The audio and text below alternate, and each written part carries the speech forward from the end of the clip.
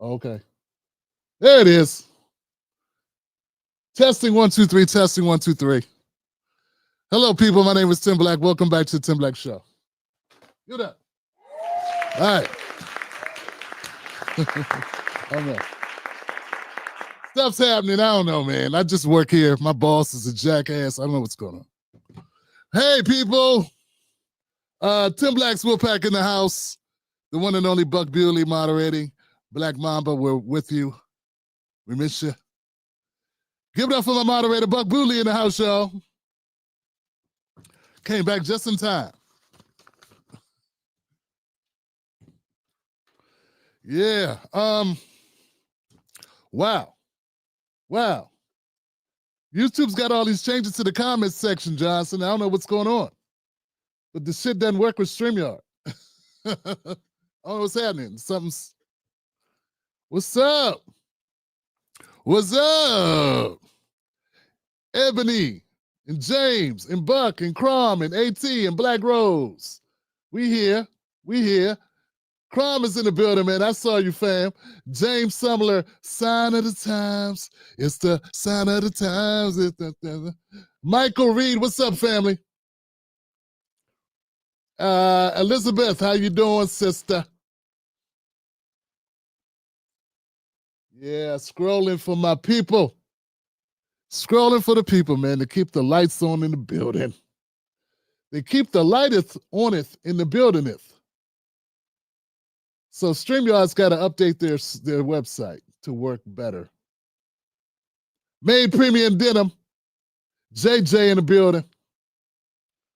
The goats are here. Uli Christie.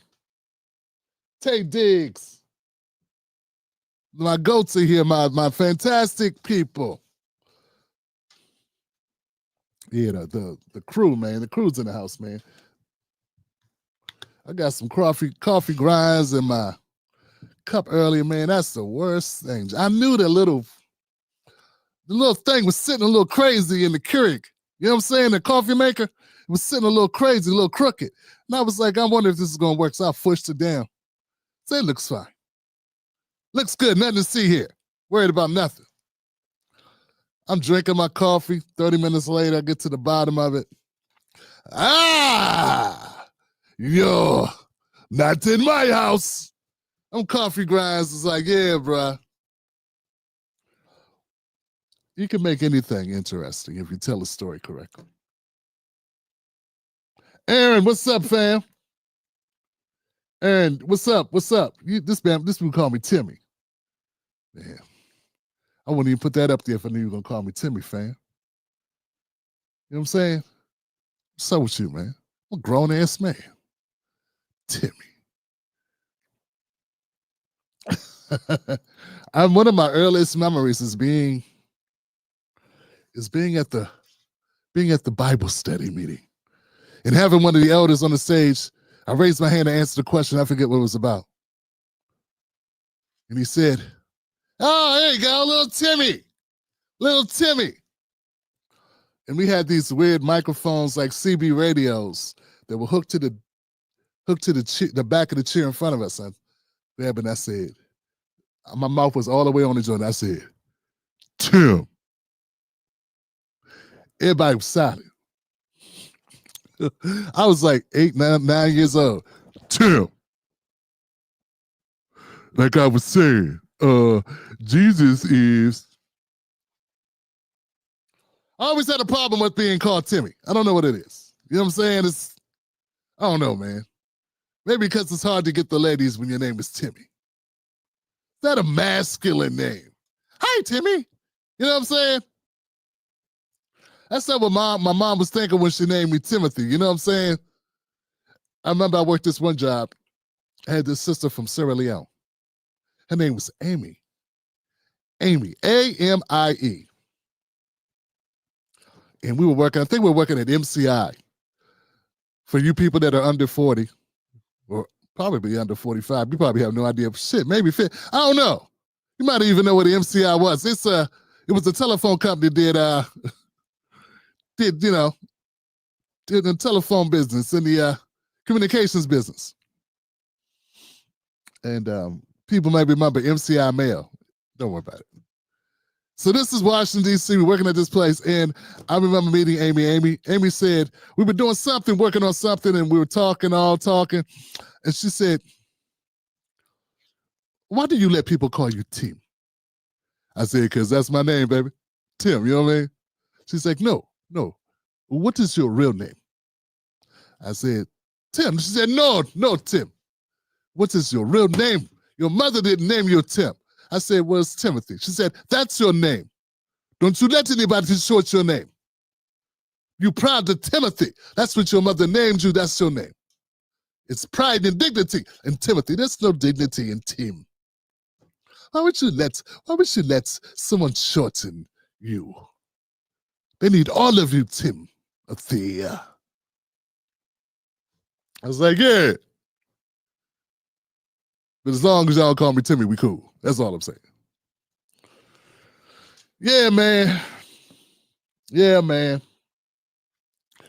So tonight will be interesting, you know what I'm saying? I grabbed some stuff, man, and it's always hard. Look, I saw you talking while I was working.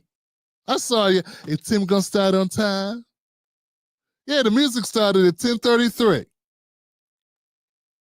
You know what I'm saying? You gotta give brother grace period. You got jobs, you got grace periods. Give me my grace period, man. Think about the thousands of people I'm trying to update, inform, and entertain at the same damn time, man. And I gotta come up with it. You know what I'm saying? There's no starter kit for a day's show. It's like, okay, you do one show and the show is like, okay, that was a good show. I like that. Then the next day you start from scratch. It's like, you can't use nothing that worked yesterday. You got to start brand new. And you look at the news cycle, you're like, ain't nothing, no one's even going to care about this stuff. Just because they care about it over on CNN doesn't mean the Tim Black Show viewer going to care about it. You know what I'm saying? I'm going to be scrolling. They're going to be scrolling like a mug. They're going to see my stuff in their feed. They're going to be like, no, thank you. Maybe next time, Tim Black. And they do that a couple times and I'm gone. You never see me again. They bump into me 2 years later when I go viral and they go, damn, Tim Black's still doing content. I thought he got hit by a bus. Had no idea he was still doing content. I thought he went to jail. So tonight's show is Thursday Thunder. Yeah, man, Thursday Thunder. Scandals and smoke and shakeups. I'm gonna make some smoke. I want all the smoke, man. I demand all the smoke. Nobody playing with you. Give me the damn smoke. This show is brought to you by the Tim Black Wolfpack, the Tim Black Show mug. Go to timblackmug.com. Yeah. Oh, hell nah. Hell nah. Go to timblackshow.com. Yeah. Hell nah. Go here. Politics for the people. Right there. Go there and get that. Yeah. Oh, hell nah. Go pick up the Tim Black mug is what you do. Hell nah. $20 to your door. I know you're going to pick it up, baby. $20 to your door. Dishwasher safe. And microwave safe. Politics for the people.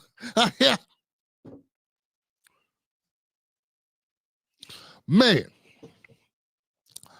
I do have content for today, fam. You know what I'm saying? I got content that we're going to get to. We got some things we want to say today. We must prove our points today to the American people because there are things that are going on that you want to know about, that you should know about. It's my job to update you to those things.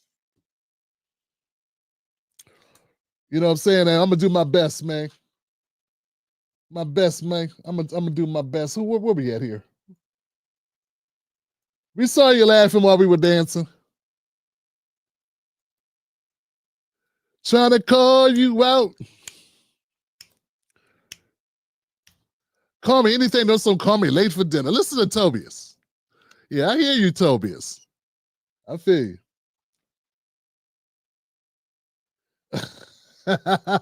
James Allen said he been calling everything, every two-letter combo there is, that and J.C. Penney. And the thing about it, when people do that, they think they're being original. I'd be like, yo, I'm black, fam. Your name Rod? Rodney, okay, what's up? What's up, Sometimes I just shorten your name to the first letter of your name, dog. What's up, P? Buck Bewley, what's up? BB? What up, BB? How you doing, fam? No permission. You know what I'm saying? It might, what's the word for it? He might have trauma. It's all the new stuff, right? Trauma. He might have some trauma in his life surrounding being called BB. Somebody may have shot him in the ass with a BB gun when he was 13 years old. BB. Well, you got to get over that, dog. I ain't got nothing to do with that. The Tim Black Show is brought to you by Tim Black Wolfpack members. These are the people that go to join timblack.com. And they become members at only $5 a month. They do this because they understand what Black independent media is about. See, on the backs of Black independent media, all media has sprung. I just saw Tim Dillon on CNN for an hour. I mean, I didn't watch it. I saw that the episode was like an hour and a half. And I did watch a little bit of it. I was going to bring it to the show, but I had a feeling that most of my people just, half the people going to be like, who is Tim Dillon? You know what I'm saying? Who that? Nah, man, where Cat at? Where Cat Williams at? Where Ali Sadiq at? Where Corey Holcomb at? Where Bill Bellamy at? You know what I'm saying? You could have brought us, you could have brought us an Aries Spears. This we know him. Ha Davis in trouble. Can't you bring us somebody with no? Why you bring us this obese white boy? We don't care about him, Tim. Gene Wilder, he is not. He is not George Carlin. You know what? I'm not even sure Black people care about George Carlin. I know Black people like Bill Burr, Gary Owen. They like Ralphie May for some reason because he was imitating a heavyset Black sister his whole career. For some reason, they like Ralphie May. May rest in peace. Patrice O'Neal, my man. Got to mention him when I start talking goats.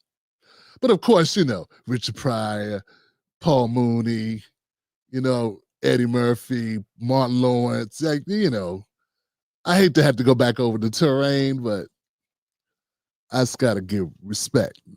Bernie Mac, there's others. I hate when I start doing that because then I feel like I'm being disrespectful. The point is this. Tim Dillon got an unreasonable amount of time, man. An hour and a half. They talking to this guy. I played a little bit of it. I'm like, I'm going to use some of this for the show. No, I'm not. I'm not going to use any of it for the show. That's crazy talk. Why would I do that? For people not to want to watch it. And then I noticed, fam, that he was trying to explain to her that she was asking him questions like he was the comedy god. Like he was the Eminem of comedy or something. You know what I'm saying? It was like, what we're trying to understand, Tim, is once upon a time, people like Jon Stewart and other white Silverman, Sarah Silverman, and let me think of another white person. They were at the forefront. Stephen Colbert. Black people never watched Stephen Colbert. We barely watched Jon Stewart. John Oliver. Like she was naming these people. These were people that were coming from the left and they were very popular. But now, Tim Dillon, it seems like they're not getting the same amount of awareness that they once were. What do you account that for, Tim Dillon? He was like, but see, comedy changes and people like things and they don't. And I'm not so certain that people don't like them. It just, Jon Stewart goes viral. And I'm sitting here watching him trying to explain that people have comedy appetites, and it's seasonal, it's regional, it's all relative to the viewer. And if America gets tired of being shoved down his throat one ideology, it will eventually rebel against the corporate, I mean, Stephen Colbert and Jimmy Fallon, Jimmy Kimmel, those are all corporate. It's just, did you call that comedy? Like, what John Oliver was that really comedy, or was that like a expose on the right? You know what I'm saying? Like, was it really? It's a very loose terminology for what they be doing when they be just like, we are liberals. Everybody else is evil. I'm not saying some of it wasn't useful. There was something there about, I remember the, what's in there when they take when the cops seize your property? What's that called? When cops seize your property. One of great John Oliver last week or something, whatever it was. It's at the tip of my tongue. It's when the cops be like, hey, we pulled you over because you look suspicious. What's in your car? And what's this? What's that? And can you prove that this is yours? Well, we're going to go ahead and take that. We're going to go ahead and take that. Confiscate people's stuff.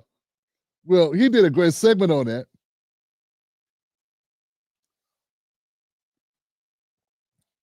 Now we got white people.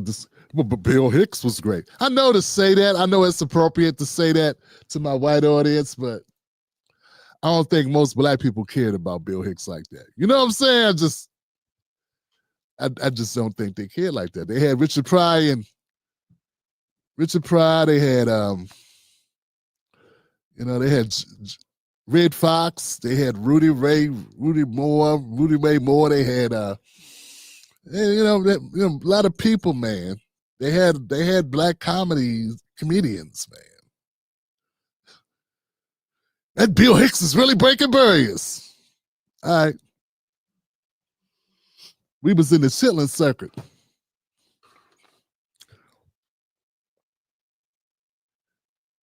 Civil asset forfeiture. Damn, that's it. Jorge up in this joint.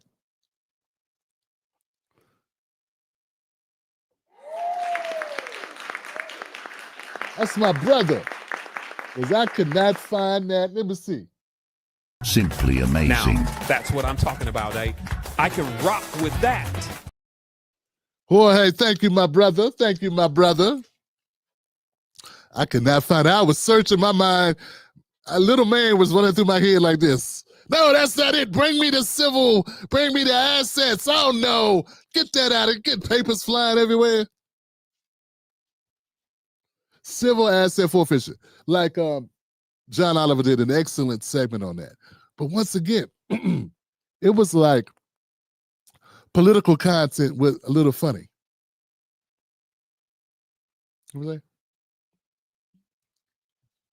Y'all good? Yeah, I wanted to go early, so I really just, jumped out here. So I'm gonna make up some stuff and talk about some stuff and get people's attention and say some important things, but it's gonna be like a show brother can put together on the fly. Basically, what I'm saying is, I hope I'm not boring y'all with this conversation. You know what I'm saying? Because, you know what I'm saying? Yeah. Y'all want to go ahead and what was I saying all this? Oh, I was saying all this because CNN with the Tim Dillon thing. Look, your ratings are in the tank when you got to rely on a comedian to bring him on and try to like get some views on your network. You know what I'm saying? That's really what they were trying to do. Like, come on, Tim Dillon, explain to us Joe Rogan. Well, Joe Rogan hung around a lot of black people. Yeah, I really don't know that.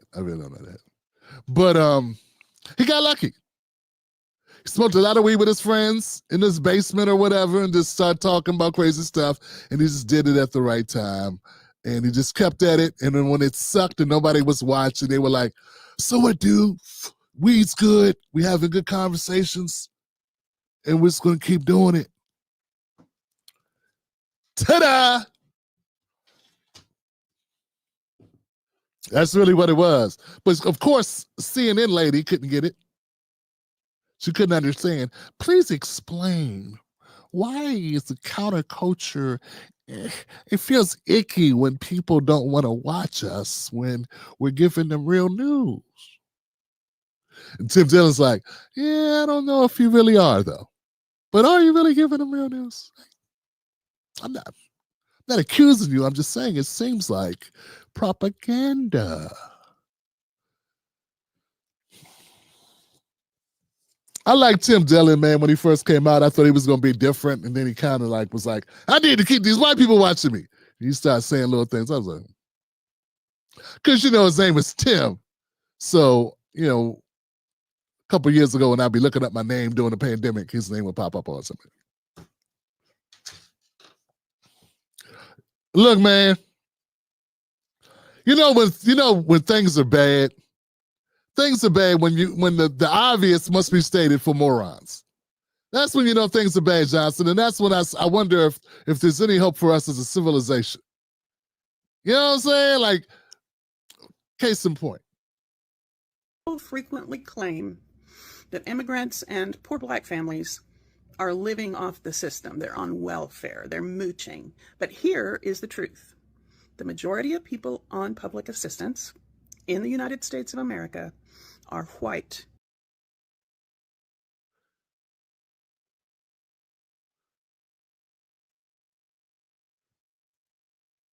That's it. That's the clip. I know you would think it would be more to it, don't you? No, that's it. America's so messed up. Somebody put this out.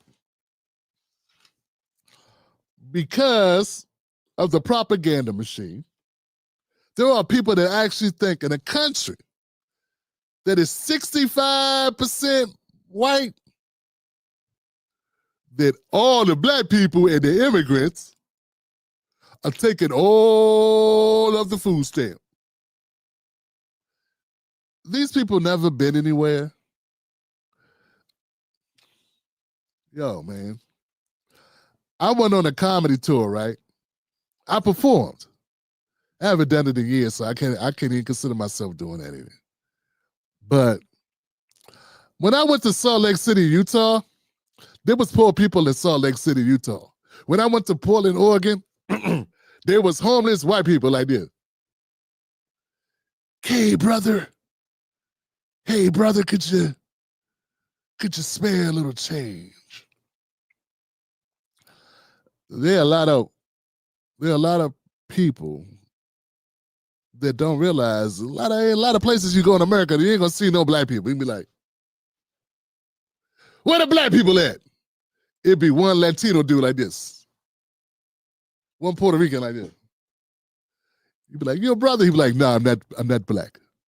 You were just loud, so I look. So yeah, you know, they are so racist and so bigoted and full of so much propaganda, they literally think, even though there are cities with no black people in, that all the black people get the public assistance. They just dumb, man. Just dumb. So this lady had to tell them, because stupidity is allowed to exist because there are no people telling the truth. People frequently claim that immigrants and poor black families are living off the system. They're on welfare. They're mooching. But here is the truth. The majority of people on public assistance in the United States of America are white. Yeah, man, I appreciate you for breaking that down for the people in the stupid section. Yeah, a lot of people mooch off the government, but I don't know if you call it mooch, man. People trying to survive. So here we go, guys. Let's open up the conversation, dog. I saw people talking about the SNAP benefit cuts. Fam, can I tell you something? I want you to understand something. They're not cutting the food stamps for children under 7 or over 7, right? They're not saying if you got food stamps, you can't get them for your children if they're over 7. That's a lie. That's what the dummies on TikTok were saying. It's not true. And some of them know it's not true. They just lie because there's viewership in it. Here, man. I'm not saying I agree with it, but I'm saying I understand what they're trying to do here.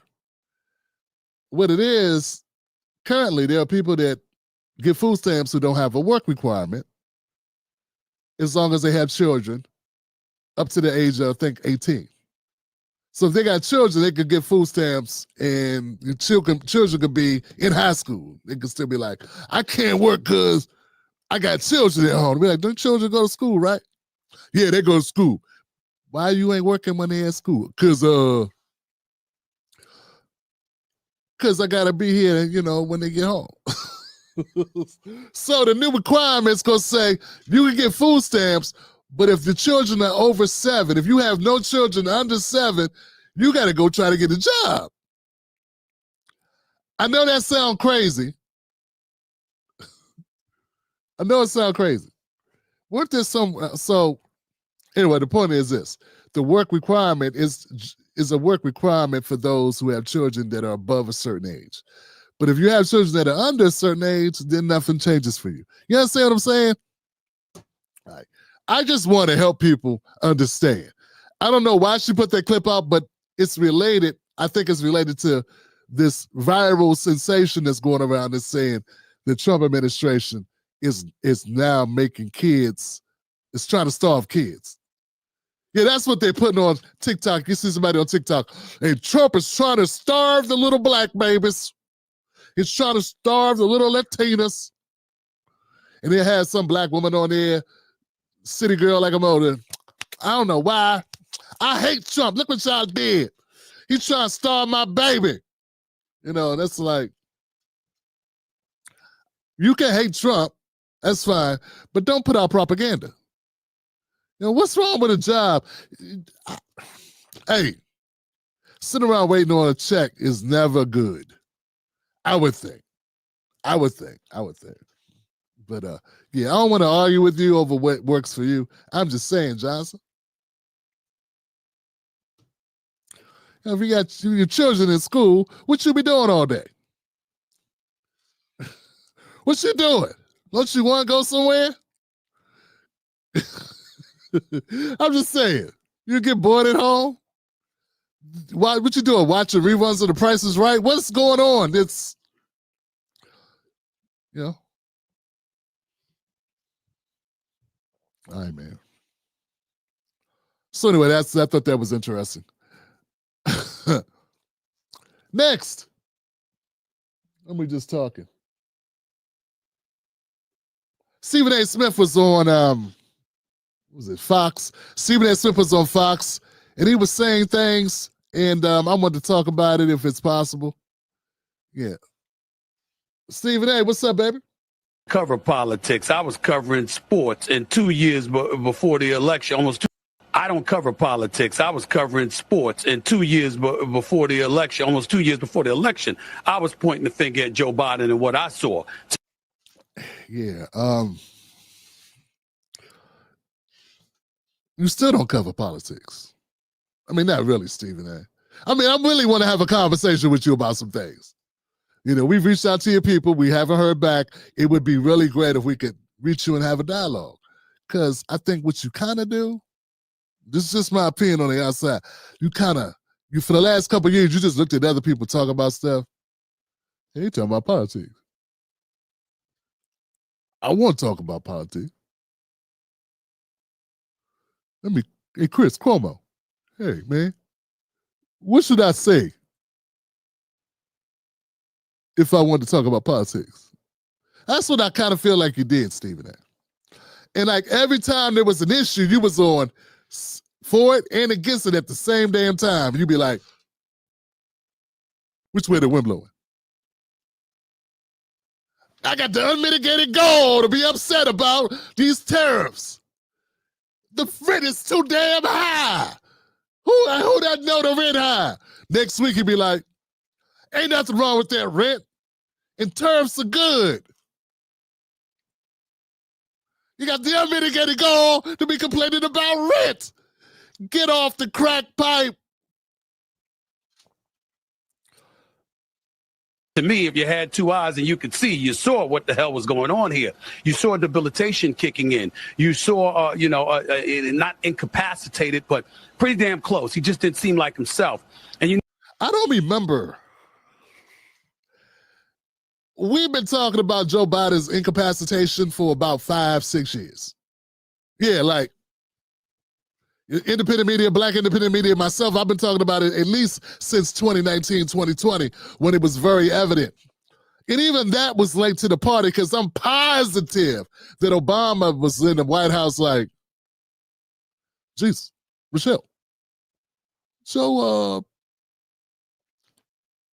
seemed a little slow to you. I mean, I told this asshole to not drink the good wine, to not do that. And he did it anyway. Is he notice anything, seem a little stupid. It seems a little, little retarded or something. I know I'm not supposed to use that word, but seems. Don't invite him to anything we do. Yeah, I noticed that Obama never invited Joe Biden to any events. Imagine being the vice president and never got to go to the White House with the president, except for stupid photo ops where they pretended you were best friends. And then when Obama had parties at the White House, be like, Michelle, invite Jay-Z, Beyonce, the guy from the Wedding Ringer, invite him. The guy from A Spotless Mind, Eternal Sunshine, invite him. I want to see him. Bradley Cooper, that's it. Invite Bradley Cooper. And Morton Downey Jr. and I don't know, random black people that I should know because my white guys that work for me, the Obama bros, tell me what music's cool because I really don't listen. Bring Chance the Rapper. Should we invite Joe? Joe who? Joe Mama? No, Barack. Joe Biden, your vice president, baby. Why would we do that? Why would I subject myself? Hey, no, I only needed him to get elected. I don't need to see him ever again. So we got to do a photo op. Crap my style with his goofy ass. So we already knew there was something wrong with Joe Biden back in the day. The fact you didn't know and you ain't started talking about it till it was safe to talk about, like, I'm going to talk about this. Cuomo, you sure I can talk about this? Are you sure I should talk about it? Because I don't know if I should talk about it. So that's when he started talking about it. And that's kind of what I want to talk about, Stephen A. Like, you seem like an opportunist. But I'm going to frame it, maybe I'm wrong, man. I could be wrong sometimes. You seem like an opportunist. And you're just saying what other people already said, and you just got the ESPN platform, and you got Sean to bring you on Fox so you can say it louder than everybody. And make it appear to people that don't know that you ain't come up with anything original. Not a single thought. Not a single scintilla of a thought that you've ever whispered politically, Stephen A., was ever original. In fact, half the stuff you said be like, is this guy lurking on my channel? Is he in, New Black Media? Is he like lurking behind New Black Media, just taking all that stuff? Dwan B, you know what I'm saying? Dwan, really? Dwan. You know what I mean? Afro Elite. You know what I'm saying? Bruh. Nephew. You know what I'm talking about. Stephen A be like over this. He be on the Afro Elite page, Tariq Nasheed page, Dr. Umar page. I gotta use that. Knew something was fishy was going on. And I think that right now, as everybody looks to Jake Tapper and Alex Thompson and their book, Original Sin, I think the biggest thing to peel from that are the culprits within the Democratic Party who knew about the cognitive decline far more up close than you, myself, or many, many other American citizens knew. And they were not only complicit, but were willing to circumvent the Constitution of the United States. Tim Black's BS detector. Tim Black's BS detector. Tim Black's BS detector. You know, I'm tired of people bringing this up at this point. I know Jay Tapper's got a book out and it's doing really well and he's going everywhere. He's talking about this. But if you weren't saying that Joe Biden was cognitively declined in like 2021 and you had a platform, shut up. And this ain't for Stephen A., right? Because Stephen A. had a real job. One of the most watched sports shows on the planet in the history of America. The history of sportscasting. So I'm not putting it on him, but I'm saying it's just at some point we got to say, okay, that's enough. That's enough. We got a bunch of people taking victory laps, Jake Tapper included, for pointing out what was already pointed out when we pointed it out. And now they pointing it out like, look what we pointed out. We pointed it out after it's been pointed out. And when it was time to point it out so that it would actually help Americans, it was actually very relevant and important, and your duty as a journalist and someone with a platform, they wouldn't point it out. In fact, they would tiptoe around it. The fact that Stephen A. was like, I'm going to vote for Kamala. Come on, man. How you going to call yourself a truth teller, man, when you was like, the Democratic Party horrible, but I'm going to vote Kamala, though. This is how bad, look, fam, look, so I know it's bad to say it, then I want to bring Stephen A. on the show. All I'm saying is, there are a lot of conservative folks who were so desperate to have somebody black, they say they don't like DEI, to have somebody black parroting their talking points and saying stuff that they agree with. They don't care if that person's consistent, if that person's ethical, if they mean what they say, if they know it's nothing. They don't care about anything. They just care that they're saying it. And they allow somebody that was like, the Democrats are horrible, the Democrats stink. I can't stand them. They get nothing right. They're doing nothing for Americans. And they've been lying to black people. And and they'll be like, but I'm going to vote for Kamala because I want to help her. I got a lot of Kamala. They don't have a problem with him being a scumbag. That's scumbag activity. I ran down Kamala's reputation as regards to her policies, in regards to her track record in politics. These are the things I talked about. But I didn't go, people not going to like me, so now I got to support her. I was like, I'm not going to support her.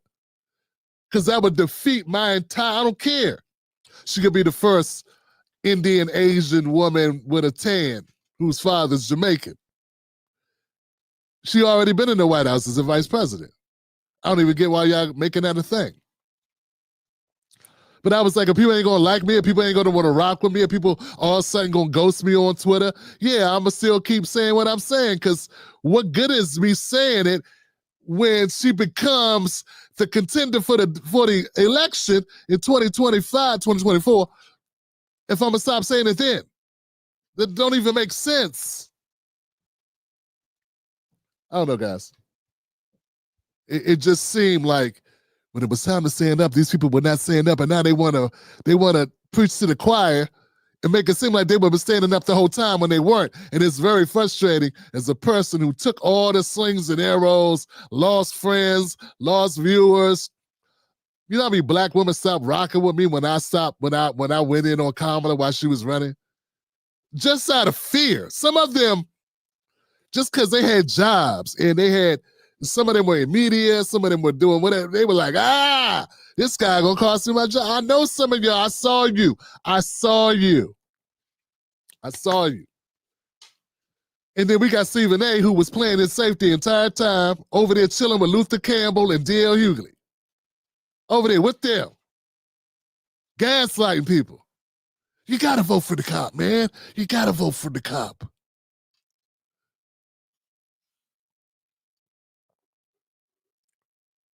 So Stephen A., I do not appreciate You speaketh with forked tongueth. They were willing to shove aside the wishes of American voters. They understood what the system entails. They wanted to bypass a primary. They wanted to bypass elements of the democratic process in order to ensure that their guy. He been saying the same thing for about 6 months, only because it don't matter now. Joe lost. The proof of a person's acute, flexible, or reliable, I should say, reliable political chops, and also their ethics, backbone, courage, would be if you were saying these things before the election. If you were saying them while Kamala was running, and if you was like, nah, I can't say it now because people might get mad at me, what we need you for? You think this is going to be the only time in history that you have to stick your neck out and stand on truth? See, Stephen A., what you fail to realize, bro, at some point, even if people like that you speaking bold now, this will happen again. Democrats ain't learned nothing. They're going to do this again. They're going to lie and shit. They're going to cover stuff up. And it's going to be up to people that are willing to be ostracized, hated, canceled, dismissed, lose opportunities, that are going to have the guts to call it out. And you already proved it. That ain't you, baby. You know, back in the 80s, Ronald Reagan, when he had Alzheimer's, he was sitting in some dark room somewhere eating jelly beans or whatever the hell he was doing, and they say Nancy was running the country. Republicans did the same thing Democrats did. It was like this. You see Ronnie? Ronnie over in the corner eating jelly beans in his underwear and shit. Oh, he's rolling jelly beans. Oh, what about Iran, Ronald? Mr. President? I would like a couple of orange juice. Ronald, President Reagan, close the flap on your.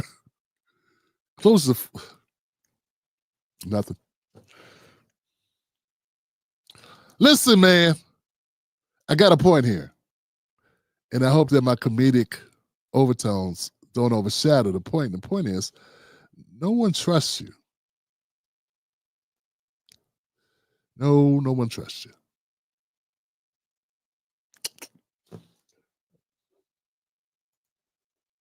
Guy was in office instead of Donald Trump. And to me, when you've walked around as a party labeling Donald Trump an existential threat for years,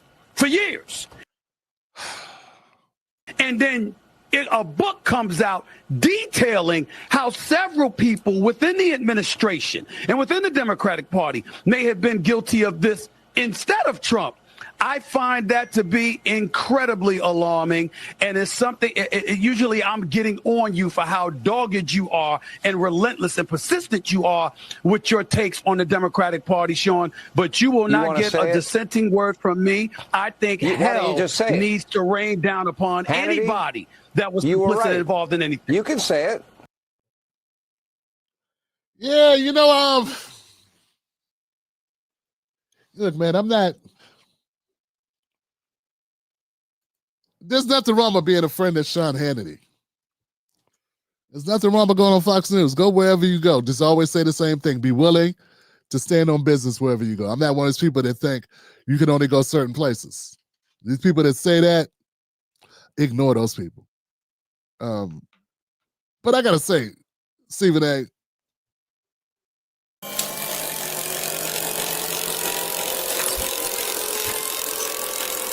full of shit.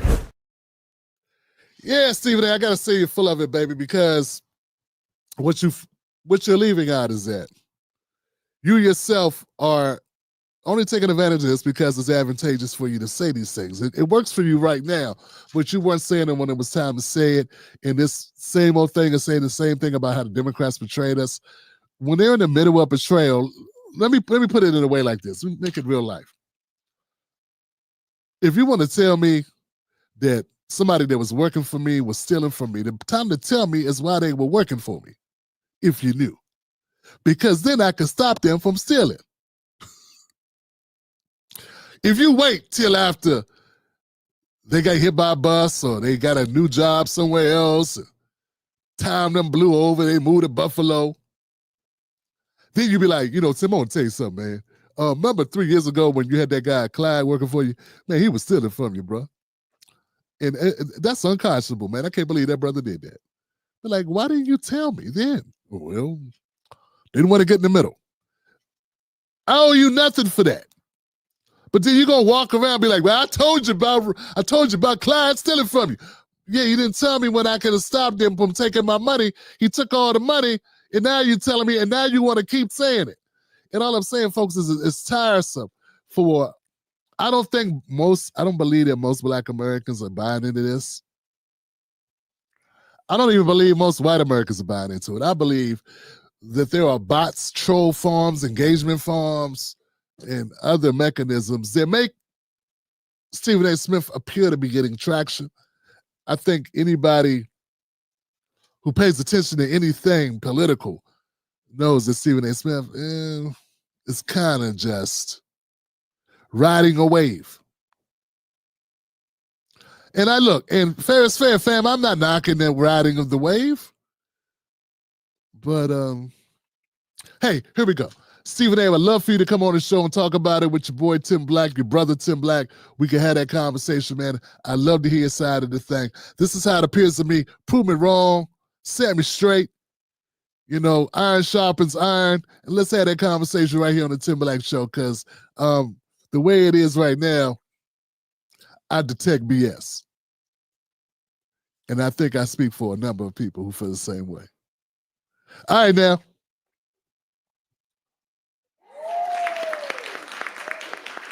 Let me know what y'all think in the comment section about your boy Stephen A. All right, let's keep it going, guys. And look, one of the reasons why it's so hard for them. Let me get some off the screen here, Johnson. Move from studio. I did a segment yesterday about Michael Steele. I'm telling you, man, the political game is very dangerous, man. And I don't know. I didn't know people were allowed to keep jobs when things are not doing well. Like, my point is this. Look. So we finished It's a the wrap. first episode. It's a wrap. It's a wrap. I need a drink. I need a drink. It's a wrap. It's a wrap. And we gonna eat. We gonna drink. We gonna party. We gonna eat. We gonna drink. And we gonna be back tomorrow. Meanwhile, in the back, they're like working. Okay, come back. So we finished. Look, man, I'm not saying anything wrong by having fun. I'm not saying don't have a good time. I'm saying be good at your job too. I'm honestly saying this, man. And recently I put out a clip. I said, look, Michael Steele is a DEI hire. And not because he's a black man, because he's a black man that worked for the RNC, was the RNC chair. And he has proven that you could be a hack, a sellout, and be both a Republican and a Democrat at the same damn time. Or in the same damn person. That's because that's what I feel he is. Yeah. But he's not the only one who's a DEI hire. I think Jen Psaki's a DEI hire. Whatever, it's a couple women. I want to look up these people, man, because now I'm on the topic. And this is just me on the outside looking in, right? But what's it? The Dana Bash, DEI hire. Yeah, so there's a couple of these women that are just, I don't know. The major recipient of DEI benefits were white women. And when you look across the media landscape, you'll see a lot of, dare I say, mediocre white women employed at various cable news networks, getting a lot of airtime, but really not that good at what they do. And I know it's subjective, Johnson. I know it's subjective. You know what I'm saying? But,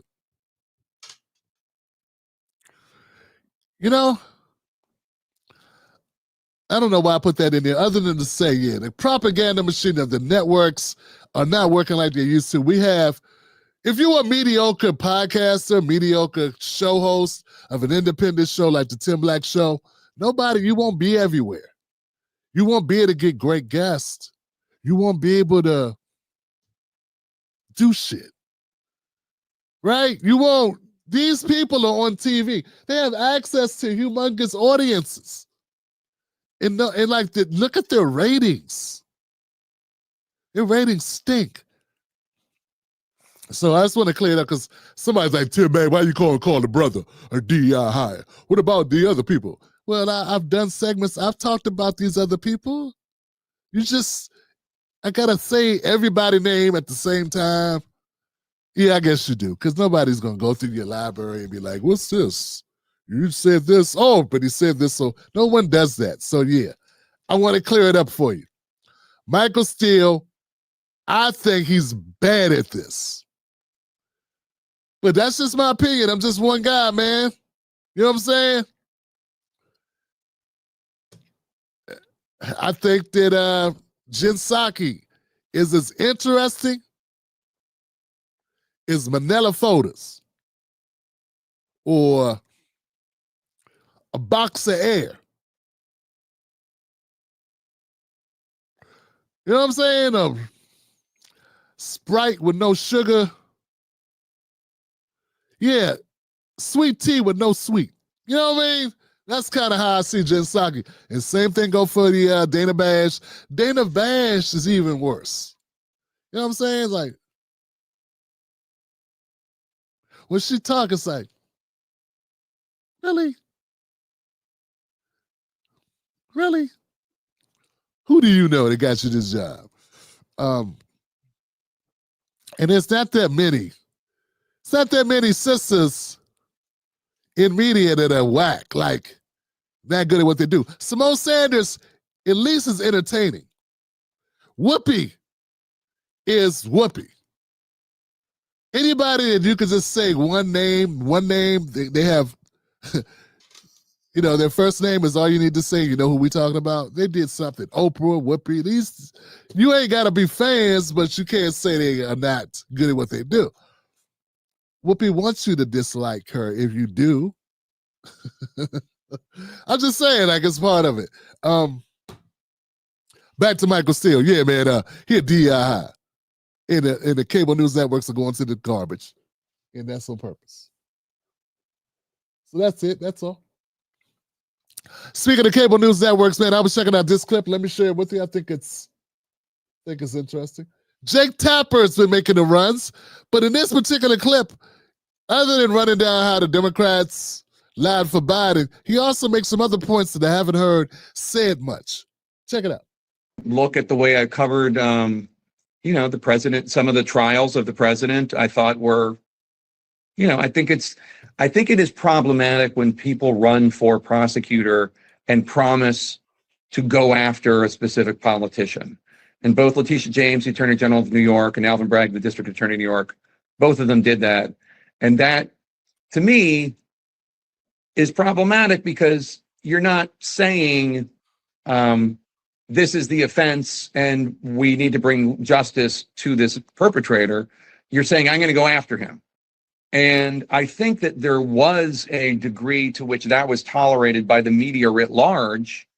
I mean, I did note it at the time, but and when Trump does the same thing, and he's the president, so it's also a different degree, people perceive it as more problematic. And he's the president, so it's also a degree to which that was tolerated by the media writ large. I mean, I did note it at the time, but... You noted it at the time, did you, sir? Interesting. Tim Black's BS detector. Tim Black's BS detector. Tim Black's BS detector. I would like to just ask everybody a question. Hello, folks. I'd like to know if you remember Jake Tapper calling out Alvin Bragg and Letitia James for going after Donald Trump with bogus charges.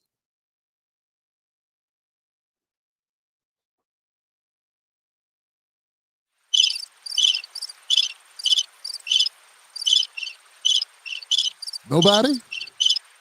Don't everybody speak at once. This is what I was talking about, guys. This is what I was talking about earlier segment, how there are a lot of these corporate news people are coming out there talking about things as if we weren't here before when they were doing opposite. They were opposite, like, Jake Tapper, you were not calling out Alvin Bragg. You were not calling out Letitia James. You did like everybody else. You waited until the bottom fell out. Then you like this. Look what I'm going to talk about. Now it's safe. Is it safe to talk about this? Anybody shooting, are they? Okay, let me talk about it. Y'all sure it's safe, though, because I don't want no problem. Who the hell is that back there? Oh, he's bringing in muffins? Okay. All right. All right, buddy. I didn't see a badge on him. I was concerned. All right, so now let me talk about it. So that's sort of like what they all did. And look, I'm not sticking up for Letitia James or Alvin Bragg. I just want to point out, this is what they do. I don't know how to make it simpler to these black folks, fam. You want to get out here and make a name for yourself by doing the bidding of the Democratic Party? Fine. You find a cheat code. Do their bidding, get your hands dirty, be a mercenary. I get it. Just know this. When they are done with you, they will leave you twisted in the air. You'll be alone on the tugboat in the middle of the ocean, like Letitia James. She in the middle of the ocean like this. Sharks gonna be coming for you. You're gonna be kicking at the sharks. Get away from me, shark. Get away from me. Leave me alone, shark. That's Letitia James. Everybody loved you when things were looking good for us. Well, for them, when it looked good, like maybe you would be able to get Trump and take him down. Everybody wanted to be your friend. Now you look like a crazy woman howling at the moon in the middle of some auditorium or something. Talk about, I am no ways tired. Singing dumb songs, Negro spirituals. I don't back down. We don't back down. Invoking all the black people's history of pain and using it as like it's about you. Your dumb Democratic Party hijinks. Yeah, I don't, and we the people, we gonna stand, we are mightier than all these other people, and we gonna stand up. And my people, I come from Howard University. I'm an Alpha Phi, Power Phi, and we gonna do this. And just like when Jenny Craig came out with that shake, I used that, and I lost 10 pounds that time, and I said things, and I had a boyfriend that he loved me, and then somehow, but I'm back, and then I listened to Patty LaBelle in the mornings, and I do this, and I remember when Richard Simmons was dancing. He was working out. I used to do that too. And then that time I went to Coney Island. And then that time in the Lord and Martin Luther King and Malcolm X and Jordan True, Harriet Tubman and the people in the mountaintop and the Lord and Morgan Freeman saying something and Will Smith and Jada and Olivia Newton-John. I don't know why I said that. I don't know. Olivia Scott or what's the name? She just sold she just had a birthday. Lauryn Hill turned 50, and this thing happened. And I'm not going to be afraid of you, Trumpy. Meanwhile, you scared as hell. You would not be still talking about this. So what I'm saying is Jake Tapper is full of it because Jake Tapper, he was not calling out anything. He was playing the game. This is what the Democrats do. This is what they do. They play the game as if they are standing on righteousness when it's all party politics. It's all shenanigans. That's all it is. And then when it's no longer looks like a feasible thing, they all back away, and then Jake Tapper is sent into the room. They all sit after it's open season. Go tell the truth now. They be like, oh, can we tell the truth now? Not yet. Just wait. We'll wait a little bit longer. And then when they get to go here, someone's like, Shake, go get him. And then he's allowed to do it, and it's safe, and nothing bad happens. And if you're gonna tell the truth about something, like I said, it's better to do it when it's a time to do it, when it costs you something. If you don't risk anything, if it doesn't cost you anything, what good is the information? If you're not up against any opposition. Whistle blowing only matters when you got a whistle. And if the game's already over, which Letitia James' case is over, Alvin Bragg is over, blowing the whistle ain't the same thing. That makes sense. Like, and when Trump does the same thing, when he's the president, so it's also a different degree, people perceive it as more problematic.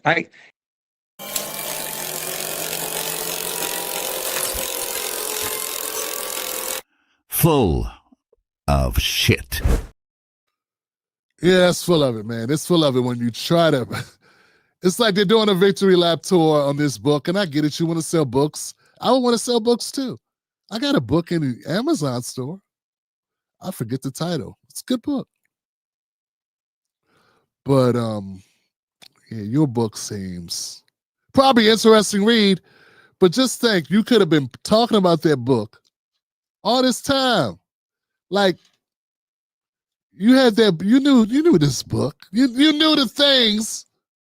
I gotta believe that James Harper knew all the things. So did this guy, Alec Thompson. They knew it 5 months before the election, and they didn't say anything. That's my point. And ask yourselves, people, ask yourselves, if Trump would have lost and Kamala would have won, would anyone be talking about this stuff? Worse than that, ask yourself this. If Joe Biden never would have dropped out, if Trump would have somehow lost or not made that move on the podium that day, and Joe Biden got reelected, would anybody be talking about this?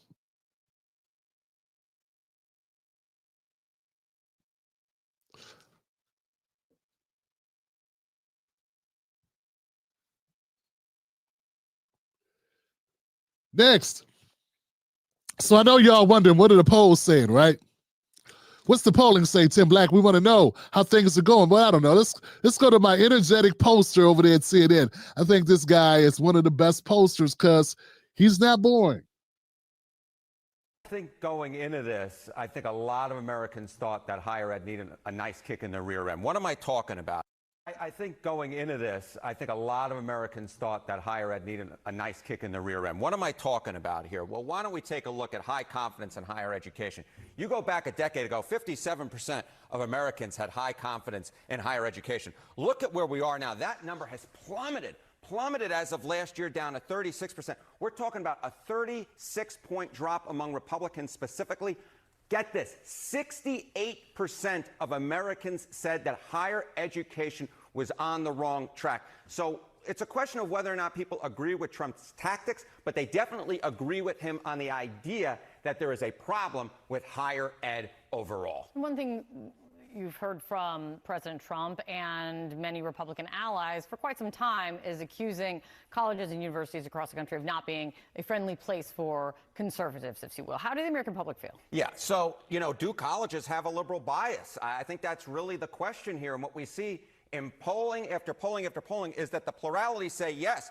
Overall, look at that, 45% of Americans overall agree with the idea that colleges have a liberal bias. Just 24% disagree with that idea. Look among Republicans. Hello, 67% of Republicans agree that colleges have a liberal bias. This is why Donald Trump is so emphatic and so wanting to take on this fight, because he knows that Republicans hate universities, hate the administrations, believe they have a liberal bias, and in fact, the plurality of Americans overall agree with the idea, agree with Donald Trump, that colleges are in fact a place where bias reigns. On President Trump targeting international students, are you seeing an impact of this? I mean, obviously it's early on, but so far? Yeah, there's definitely been an impact on it. What are we talking about? So webpage views for university courses from potential students abroad, right? This is from study portals. Get this, it is down 50% from potential international students from January 5th to the end of April. So a lot of potential international students who might be saying, hey,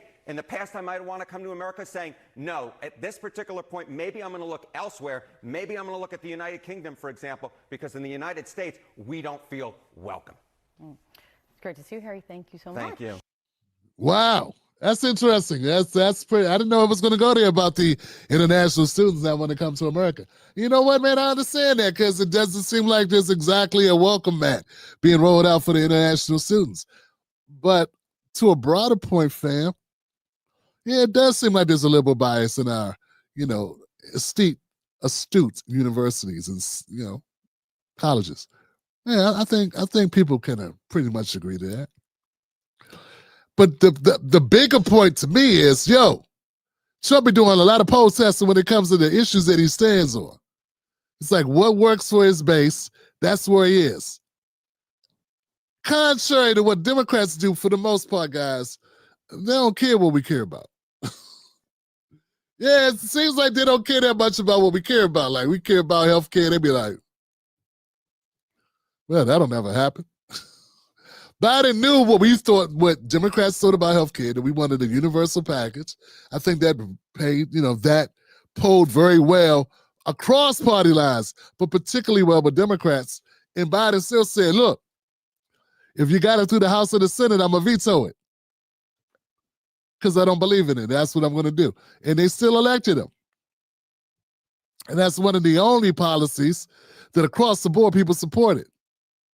And Kamala wasn't talking about doing anything different either than what Biden was doing. They said, Kamala, you're going to do something different? She was like, I can't think of anything.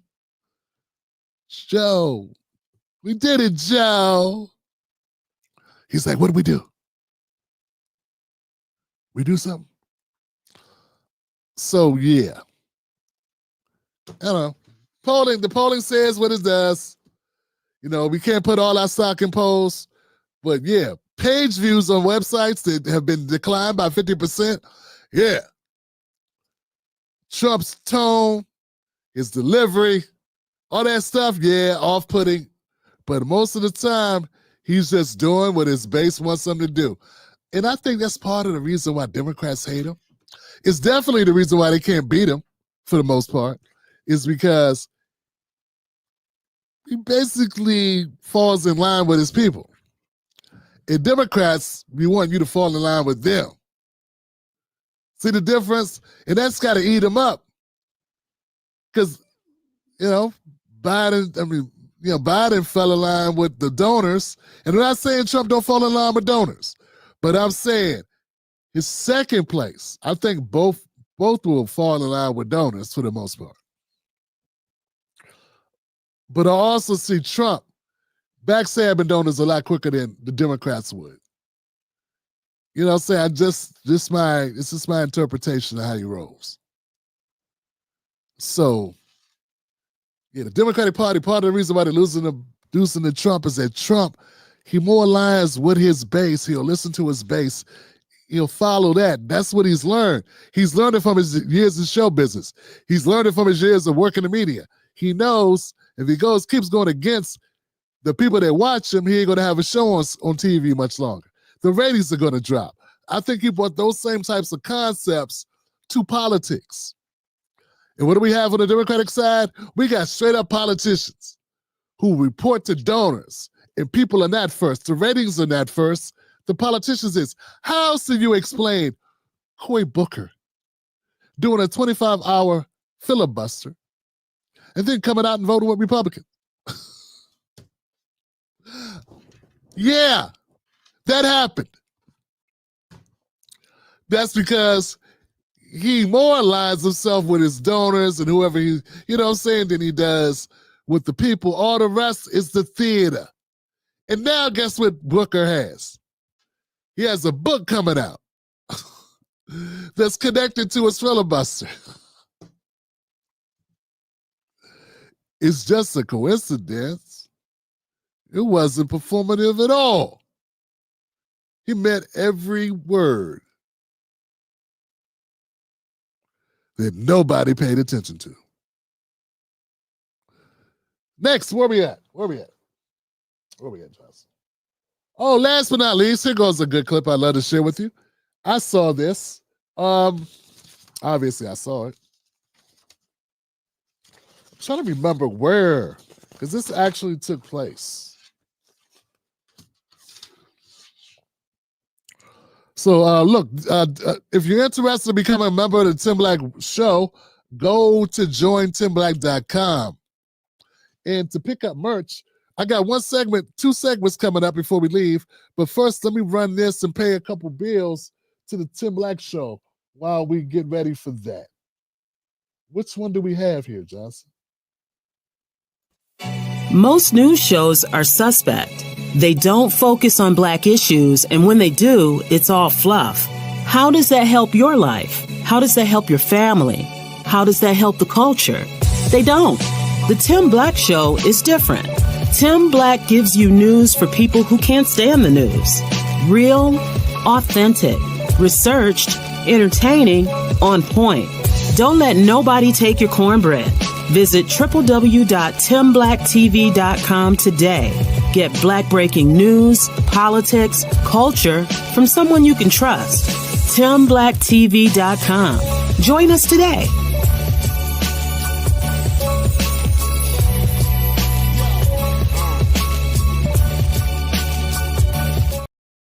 You know the deal. Independent Black media stays unapologetic, raw, and real. Now you can wear the movement. From the Tim Black Wolf Pack to the Cornbread Collection, we got gear for the real ones. For men, women, even the little ones. No weak threads, no weak messages. Rep the truth. Rep the movement. Hit up TimBlackPauls.com and grab yours today. Because cornbread ain't free. Wolfpack. Yo, check it out, guys. Welcome back to the Tim Black Show. Thank you for being here. We got a couple more segments we want to get to. I want to give a shout out to the Tim Black Wolfpack members to keep the lights on in this joint. Thank you for doing that. Don't forget, tonight's show is also brought to you by SoftWarmClassic.com. They got great gear. I support them. They support the show. Go give them a holler. Check out what they got. Particularly, if you're going to buy a Juneteenth shirt, they got some Juneteenth shirts at SoftWarmClassic.com. And I want to tell them that Tim Black sent you. Yeah, do that. Tell them it, tell them I was promoting. Let's do this, guys. I'm trying to figure out where this was, but I wanted to share this clip with you. It's of an ICE raid. And it's not at a farm or at a hotel. Wow.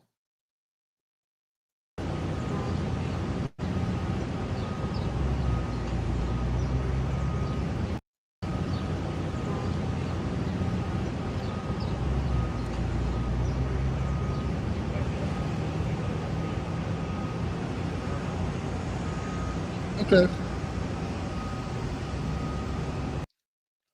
It's a huge roundup at a Tallahassee construction site. And I was like, well, where is this at? Who did this? This is what I got back. So, if you're on X, they got an AI running called Grok, right? And you can be on a post like this and be like, hey, just tag Grok and ask a question. So I did that. I asked Grok, I said, what is this? What is this thing here? And what is going on? And it said on May 29th, ICE conducted a raid at a Tallahassee construction site near FSU, Florida State University, arresting over 100 undocumented migrants from countries like Mexico and Honduras. The operation aimed to enforce immigration laws and curb illegal employment. Supporters, including Governor DeSantis, praised it as a public safety win, citing some detainees' criminal backgrounds. Critics argue it targets essential workers, causing fear of potential labor shortages in construction. The issue is complex, balancing legal enforcement with economic and humanitarian concerns. So, someone said it was, hold on. Okay. So I just wanted to find out what it was because it's weird. It's weird, Johnson, because I remember Jasmine Crockett. I remember her very vividly saying, Black people, we done picking cotton. We done picking cotton. Who gonna pick the cotton then? Who? Who gonna pick the cotton? And then she went on to say, that migrants gonna pick the cotton. Migrants gonna come here and be the slaves. Somebody got a slave. Black people tired of slaving. It's time for migrants to be slaves. You send your kids to college. We all send our kids to college. You send them to college to come work at a hotel and make beds. First of all, it sounded very racist what Jasmine Crockett was saying. It sounded a little racist. At least bigoted. Gotta admit it. Here's the thing, though. She was also lying. Yeah, she was lying. Because she is insinuating that migrants don't get jobs that black people get. Yeah, they're on this thing, like, remember this whole argument about black jobs? Black people work as construction workers. My father worked construction for 50 years. There are a number of black Americans that work construction. We would still be working construction as opposed to Uber drivers and Amazon delivery people if construction sites would hire us, because they done moved on to start hiring migrants.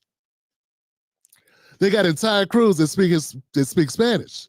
And there's a number of industries that have been overtaken by the influx of migrants whom they pay less money to.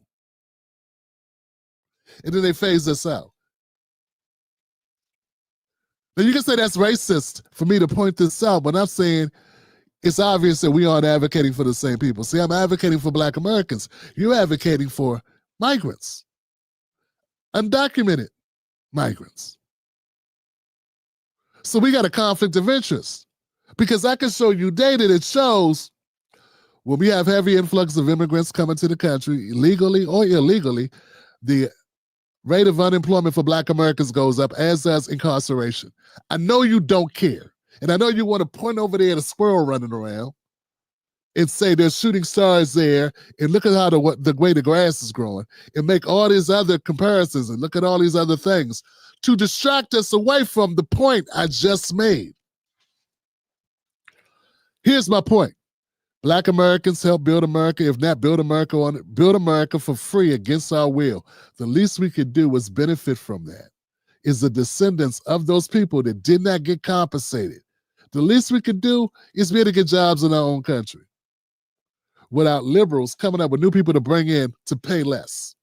Without liberals kissing ass of corporations to bring in cheaper workforces.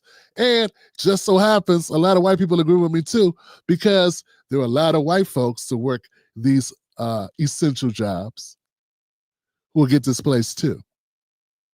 Because it's about this. So when I make an argument about this for black people, you turn it into xenophobia. Really, you're too lazy to look up information, or the real reason is you really don't care. And you are afraid to be called a bad person by people who have a different agenda. They'll call you anything to get you off your square. Particularly when you're right. They want to change the conversation. They want to distract. Forget what I am. It's not about if you think I like migrants. I love my people. We have got a raw deal in America. White Americans not so much. When America, the U.S. government was giving white people a leg up, they were shooting black people in the leg. Bam! Sometimes they shot them in both legs.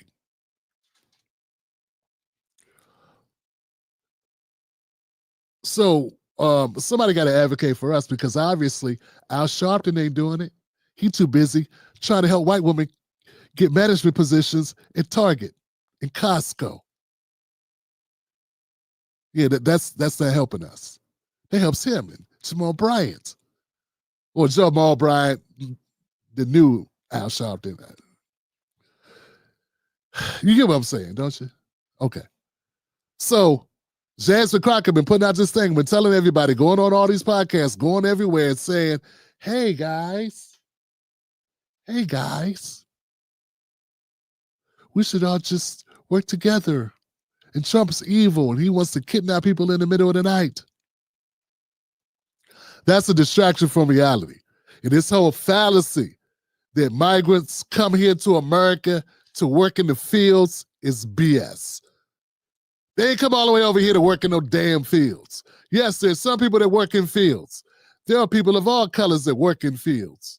But that ain't why people come to America to work in fields. And another thing I know, new arrivals to America, whether illegal or illegal, they're going to take them low wages for a minute. And you know what they're going to do? Then they're going to unionize, or they're going to do what they need to do to get them wages up. Because ain't nobody come over here to be exploited, even if that's what you want or that's what you've been selling your sedity friends, Jasmine Crockett. And this isn't just for her, but it's for her. Oh, it's for her. We may be done picking cotton. We also done taking a back seat to new arrivals whom your Democratic Party props up. Yeah. Let me know what you think in the comments section, fam. I had a video of her. I don't know what happened to it. I guess I got to cover it tomorrow. Yeah. What else we got? Where is my Jasmine Crockett video talking about that? I don't know. I guess I didn't copy it over. Let me make sure, man. Because I saw it. Damn it. That didn't take me 2 seconds to find it. I know you all want to see it. See if we can find it real quick. Oh, come on, man.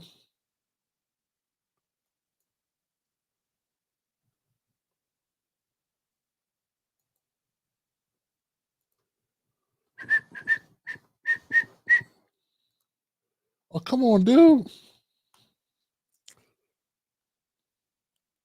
Why is X making me do all this, man? I'm trying to jump out here real quick, man.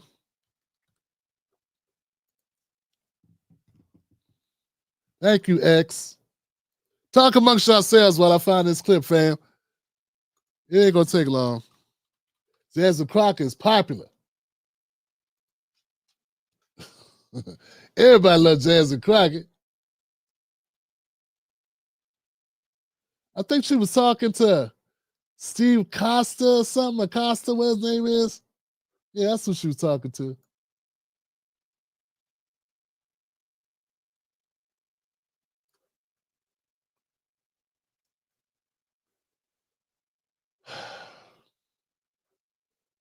That's something. Any other time, it would be right here. Up, found it. See, feet don't fail me now, Johnson. I got it. So this is the clip I was talking about. This now I don't even know what she's talking about in this particular clip, but since we brought her up, I invoked her name. I think it's only fair to give her some shine to play a Jasmine Crockett clip. Because you know, it's so amazing.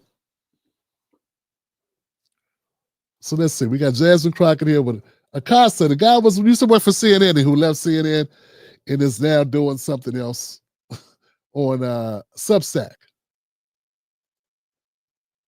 About the ICE stuff, because I mean, I have been going off on this on my show. To me, it's not America when ICE agents can show up in masks, sweep people up off the street, send them out of the country without due process, put them in these facilities, and we don't even know what's happening inside these facilities. So of course it makes sense that members of Congress would want to go visit one of these ICE facilities and say, Tim Black's BS detector. Tim Black's BS detector. Tim Black's BS detector. Yeah, I just want to point out that a number of the ICE agents, according to Tom Homan, they wear masks because people are doxing them. So people are going to their homes and swatting them and doing types of stuff. And when they see their faces, there are people that take pictures, videos of them, and then they put it on the internet, and the people have been looking up those officers. And now it's kind of unsafe to be an ICE officer, so they want to hide their likeness. It's sort of like a lot of the Harvard students or the protesters were wearing masks as they protesting students in colleges and universities because they feared reprisal for their protests. So ICE agents are feeling reprisals too. Same thing. That's why. And it's funny because Steve is a journalist, so I know if I knew it, he knew it. That's what I'm saying about the lying. And we're not even to Jasmine Crockett's part yet. Okay, what's going on here? We're members of Congress. We represent the people. We want to know what's going on here. And then there's this scuffle where they're giving these members of Congress a hard time. And I'm worried about folks like yourself, Congresswoman. Whoa. Giving them a hard time. I know you're not talking about Baraka, Raz Baraka, whatever. And then that other woman who very lucky. Didn't they drop her charges? Very fortunate. Because I saw her lay hands on that cop, which is crazy. Like, I see people get shot for way less than that. And you're like, they were giving them a hard time. Nah, man, they were pushing ICE agents. We don't do that at protests. Like, if you go to a protest, you protest the cops, I support that. But you don't go, like, putting your hands on cops and then be like, they locked us up. All we did was shove them. Yo! You ain't leaving a bunch of Flintstone lumps? Nobody got shot? So it's just crazy. But this is what the Democrats do. They lie so much, you got me defending ICE. Because you're lying. I don't want to. I just want to tell the truth. But sometimes the truth will put you on weird terms with people. Hey, man. But some people fail to realize that you got to make a choice here. We're either going to say, hey, man, black people need to get their jobs up. We need the opportunities in this country. You don't get to tell me, oh, Tim, they ain't going to give us the jobs anyway, so just let the people have them. Nah, man, that's not what advocates do. That's corny. You're a cornball brother or sister. If you think I should relinquish an argument for black Americans because you don't think it's going to work out right. Nah, man. The immigration issue is an important issue for black Americans. It's not important to you because you either uninformed or you work for them people. Because I have to assume that, of course they would like to arrest you and some of the others who are more outspoken in the House. That's just me thinking that. They want to arrest Jasmine Crockett for what? You know what? Jasmine Crockett is like 4'10". She's a real short person. She ain't gonna be up there putting hands on ICE agents. So what would they arrest her for? Like, dog, I saw them basically pushing past. We want to get this jail, see what's going on. We want to see what's going on in this detention center. What's going on? Like, yo, chill out. I don't see Jasmine Crockett doing nothing dumb like that. Of course, she's not going to say, hey, I would never do that, because then her base would turn on her because they want her to be crazy, put herself in harm's way. For people that aren't even citizens of this country. Meanwhile, we got black people catching hell. And you ain't trying to go to jail for them. You go to jail for us anytime you want to, Jasmine. Do that. Last thing before we go to Jasmine Crockett's comment. There are jails all over this country where black Americans and all Americans are dying every day. I covered it on this channel. And you know what? We don't have Congress people standing outside fighting to get in to see what's going on with us. We don't have them fighting to get in. We had jails where the AC was off. The temperature was 110 degrees inside. And we did not have Congress people flying in to find out what was going on with those American citizens. So when I look at this issue, it burns me up. It burns me up that you would gaslight us and provoke us with this nonsense. But the worst thing are the people that would try to be on the opposite side of me on this issue and try to vilify me for pointing out the obvious, that all of this shit is political to them. Because if these Congress people care so much about due process, they'd be concerned about our due process. 80% of the people that are in jail right now have not been convicted of a damn thing. Do you understand that? They're waiting for due process. 80% of Americans in jail right now haven't been convicted. They just don't have a bond, or they can't make the bond. Yeah, that's the majority of people in jail. And then most of the people that are convicted took plea deals.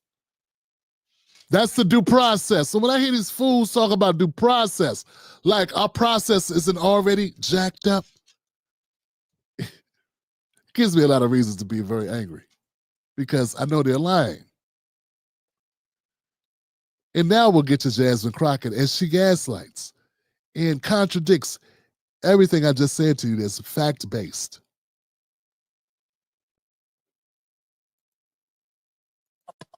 No, you're absolutely right. It's interesting because my deputy chief, who's quite young, still has his grandmother, who he calls this particular one Nene. And so I was having to go to El Paso. After I got done in DC, I had to go to El Paso to testify in federal court as relates to the redistricting that was done in 2020 in the state of Texas. And his grandmother did not know why we were going to El Paso, but she thought we were going to a detention facility. That I don't know about Jasmine going because they want to lock her up and they probably gonna grab her and throw her in too. And so it is sad that people are fearful. And Tim Black's BS detector. Tim Black's BS detector. Tim Black's BS detector. the target on my back when you have the. Yo, she just said, fam, that if she goes to an ICE facility, they're going to drag her in, they're going to lock her up. Did anybody watch the footage that I was talking about earlier? Anybody see that they pushed their way through the gate? Anybody see this? Did anybody see it? Basically, performative assholes, performative people in the Democratic Party with cameras running, film themselves doing a January 6th, trying to push their way into a detention center, past the guards.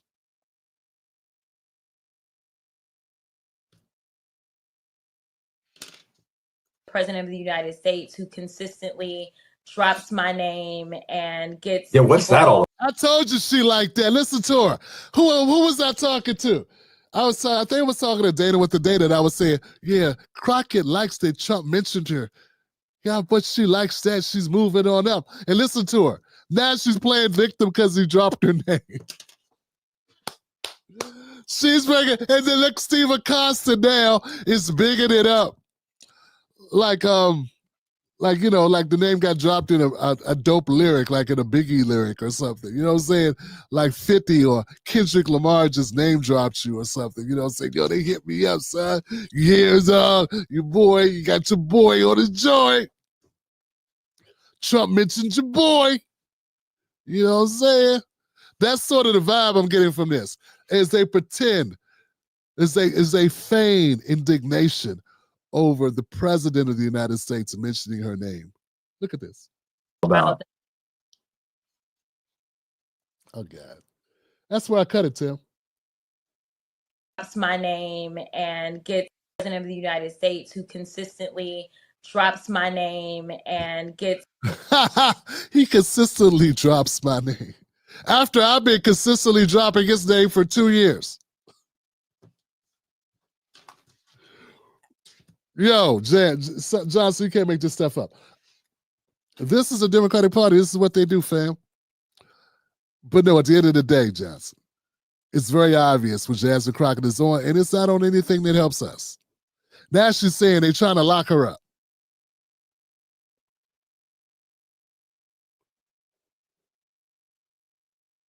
This is a good place for a sticker.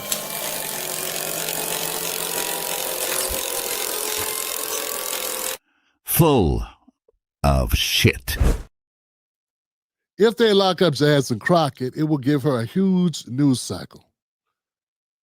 I would hope that they would only do it if she actually did something worthy of being locked up or taken into custody, you know what I'm saying, locked up. You know, the Democrats are very much going back to their old playbook. I remember hearing them say during the 2020 elections, Trump gonna put you back in chains. They're going to put you back in chains. They had black people actually thinking that Trump was going to bring back slavery. Now, he got elected and he didn't bring back slavery this time or last time. And the people say, well, he's trying to.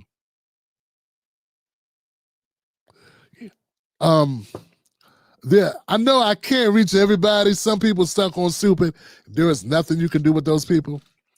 They hear Rachel Maddow or Joy Reid and these people say anything, Don Lemon, they be like, yes, I am programmed to believe that. They won't look up anything. They got no time. But they do have time to repeat lies and be afraid of stuff they should not be afraid of. Like this idea that they're cutting all of these health benefits. Yeah, they're kicking off people who are not citizens. That's why when they say they're removing people and denying people coverage, they won't say Americans because they're not kicking off Americans. They're saying, you got to be a citizen to get this or get that. Can't just show up and be like, yo, I'm in America now. Give me all your stuff. I made it. Nah, it's going to take more than that. And so the Democrats know that's a stinker for them. There are many Democrats. Not every Democrat or liberal has purple hair, smokes skunk, dirty weed, just whacked out of their minds with crazy ideas, lives their life looking at a grammatical book, worried about pronouns all day. He's walking around, I hope I got the right pronouns. Gotta get the right program. Like, not everybody's like that. And some of them would agree. Yeah, man, maybe America can't afford to give everybody benefits. We can't even afford to give all Americans benefits. And so that would be a bad sell for these Democrats. These liberals wouldn't be able to sell it. So what they've had to do was try to make it seem like everybody losing their health care. Well, it's not everybody. So they got to do some little magic moves. They got to pretend. They got to omit and flip words around so it seemed like that's what's happening. Well, that's not what's happening. You work at a job, right? Would your employer give other people a paycheck that didn't work there? Why not? They need a job too. Why couldn't they get a paycheck? Oh, because they didn't go to work there. They haven't been hired. They don't have an employee contract, an employee agreement. They don't even have an employment ID number. Oh, these are good reasons. Same way it works with benefits in America. Yeah. You're not a U.S. citizen. You don't have a Social Security number. You haven't paid into our system. Why would you think you could, because you walked up and you see, hey, how you doing? Hey, I want to work. I want a paycheck. Nah. See, American citizens can understand the logic of if you work at a job, you worked 40 hours a week, whatever it is, you got hired, you report to work, you have a place you call your job, that other people who just walk up who haven't been hired shouldn't get the same paycheck you get, shouldn't get a paycheck. We understand that logic. Even if you're a liberal or progressive, you want to love everybody, but you understand that logic when it comes to your damn job. All I'm saying is, what's wrong with that logic when it comes to everything else? See, you want to pick and choose and call it crazy things and xenophobia and hating people. And I'm telling you, we got black people in certain areas. Is a fear, suspicion, or hatred of other people due to differences in factors like national origin, race, ethnicity, religion, or other cultural factors. Great. I didn't ask you. Here's the thing. That was helpful, though.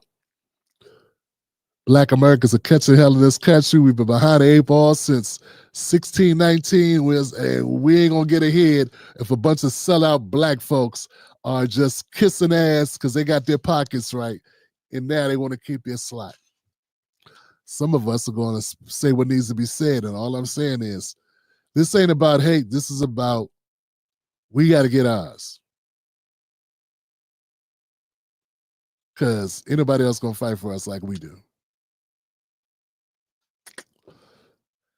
Last but not least, guys, I want to add this before we go because I want to remind people that some good things happen. Sometimes we cover the same content I do anyway.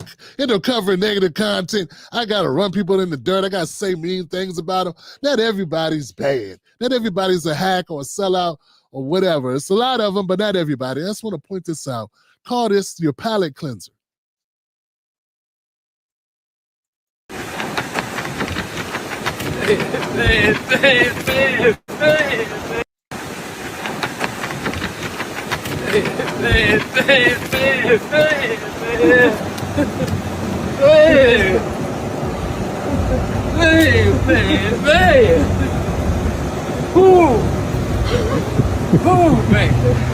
According to what I read here, it says, when you surprise your dad with a car after he had to ride the bus to work for 2 years. I don't know, but it just brought a little tear to my eye, man.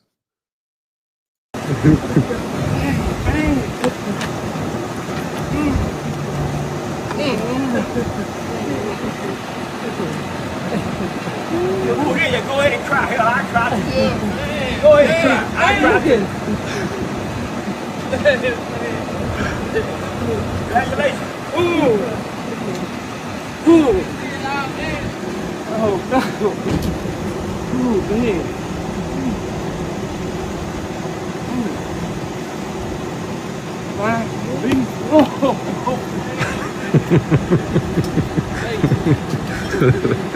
Y'all done made it today. They got it good.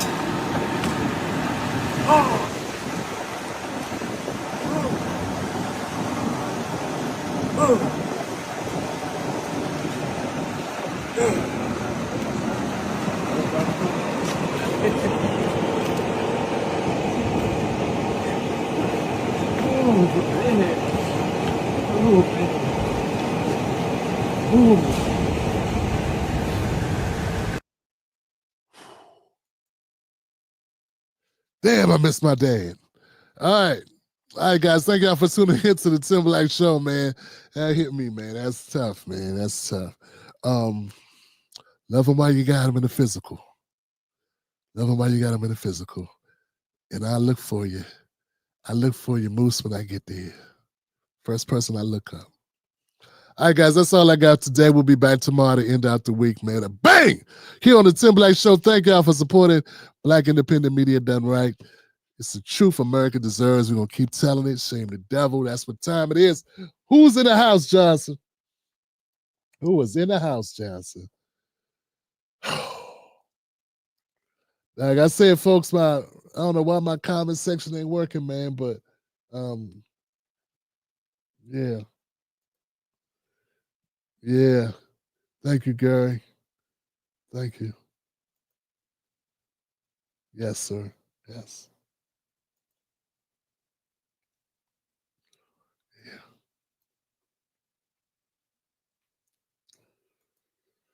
Yeah. All right, guys. I'll see you soon. This is the Tim Black Show. Remember, like I always say, don't you let nobody take your cornbread, Johnson. That's your cornbread. Keep your cornbread, man. Don't play with these people. Don't you let these people play with your cornbread. Keep your cornbread, Johnson. And as always, where are my ladies at? Where are my ladies? Oh, there they go.